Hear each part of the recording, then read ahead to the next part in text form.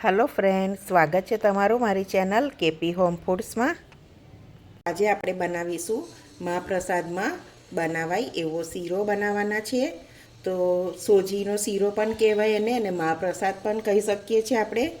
તો તમે આ માપથી એકવાર ચોક્કસથી ટ્રાય કરજો, બહુ જ સરસ બનશે।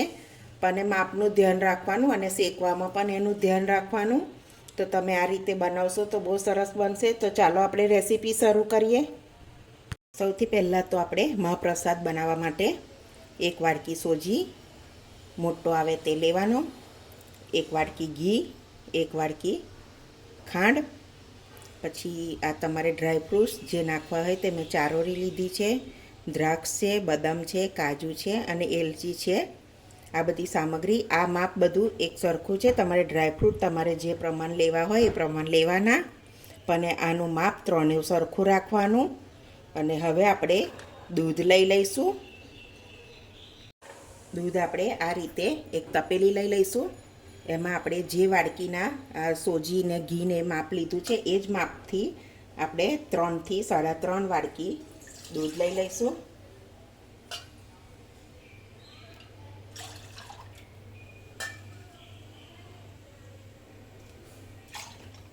મારું કમ્પ્લીટ આ માપમાં 500 ગ્રામ છે અને 3 વાડકી છે, પણ તમે થોડું ઉપર ઉમેરી શકો છો।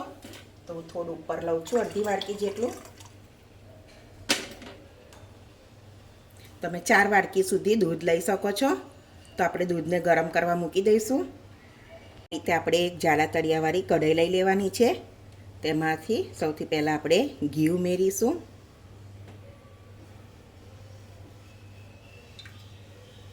ઘી બરાબર ગરમ થવા દેવાનું।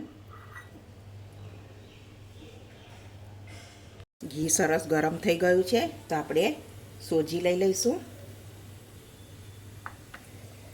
બરાબર મીડિયમ ગેસ ઉપર જ એને શેકવાનો છે, બહુ ફૂલ ગેસ નહીં રાખવાનો।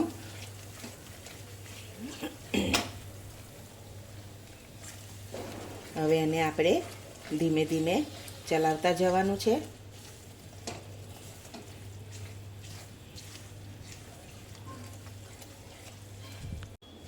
તો આ રીતે સોજી થઈ જવા આવશે, એટલે આ રીતે થશે, પણ બહુ લાલ ના થઈ જાય એનું ધ્યાન રાખવાનું અને બહુ કાચો ના રહે એ રીતે ધ્યાન રાખીને એને શેકવાનો। જો બહુ શેકાશે નહીં તો ચીકણો થઈ જશે। તમે વધારે પણ આ માપથી શેકી શકો છો। જે વાડકીનું માપ લઈએ એ જ વાડકી બધું સરખું જ લેવાનું છે, સોજી, ઘી અને ખાંડ।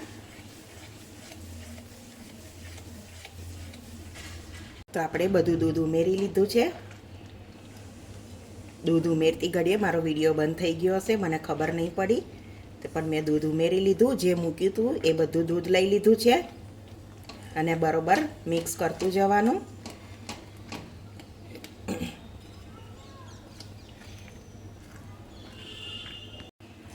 આ રીતે શેકતું જવાનું છે, જ્યાં સુધી ઘી છૂટું ના પડે ત્યાં સુધી ખાંડ નહીં નાખવાની। આ રીતે સરસ શેકાવા દેવાનું। તો તમે જોઈ શકો છો બહુ સરસ શેકાઈ ગયો છે।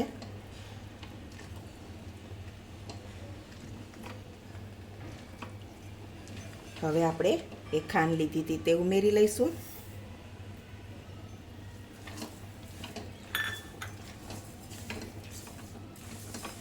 બરાબર ચલાવતા જવાનું એને।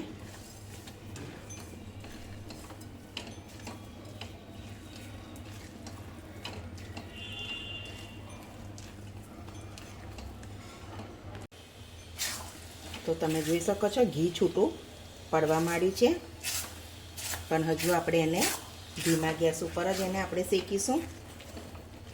એકદમ સરસ છૂટો ના થાય ત્યાં સુધી આપણે શેકવાનો છે।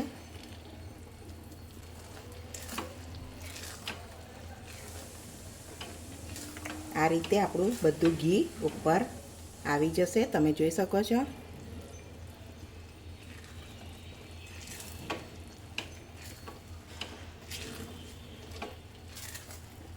તો સરસ આપણો મહાપ્રસાદ બનીને રેડી છે। બધું ઘી ઉપર આવી ગયું છે, એટલે હવે આપણો તળિયે ચોંટતું પણ નથી, એટલે એટલું સરસ શેકાઈ ગયો છે। તો હવે આપણે બધા ડ્રાયફ્રૂટ્સ ઉમેરી દઈશું. બદામ લઈ લઈશું થોડા કાજુ, ચારોળી. આ બધું તમારે ઓપ્શનલ છે, તમારે જે ઉમેરવું હોય ઉમેરી શકો છો. થોડી ઇલાયચી, અડધી ચમચી જેટલી. બરાબર મિક્સ કરી લઈશું.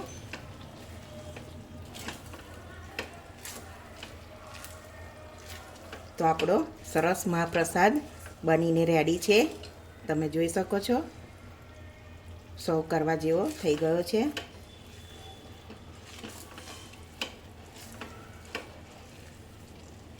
તો આપણો મહાપ્રસાદ બનીને રેડી થઈ ગયો છે, તમે જોઈ શકો છો. તો આપણે સર્વિંગ બાઉલમાં લઈ લઈશું. બહુ સરસ એવો સત્યનારાયણની પૂજામાં હોય એવો જ તૈયાર થઈ ગયો છે, તમે જોઈ શકો છો. તો તમે ચોક્કસ એકવાર આવી રીતે ટ્રાય કરજો, બહુ સરસ બનશે. ખાલી માપમાં જ આપણે થોડુંક ધ્યાન રાખવાનું, અને સોજી શેકવામાં ધ્યાન રાખશો તો આપણો શીરો બહુ પરફેક્ટ જ થશે.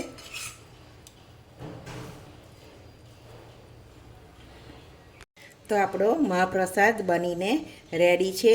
તો તમે જોઈ શકો છો, બહુ સરસ બન્યો છે, એકદમ સરસ. તમે પણ એકવાર ચોક્કસથી એવો ટ્રાય કરજો, આવી જ રીતે બનશે. આ જ માપથી પરફેક્ટ માપ છે આ એનું.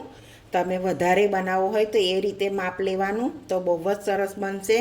તો તમને આજની મારી આ રેસીપી તમને ગમી હોય તો મારા વિડીયોને લાઈક કરજો, મારી ચેનલને સબસ્ક્રાઈબ કરજો, તમારા ફેમિલીમાં શેર કરજો. તો ચાલો હવે મળીશું એક નવી રેસીપીમાં. ત્યાં સુધી બધાને જય સ્વામિનારાયણ.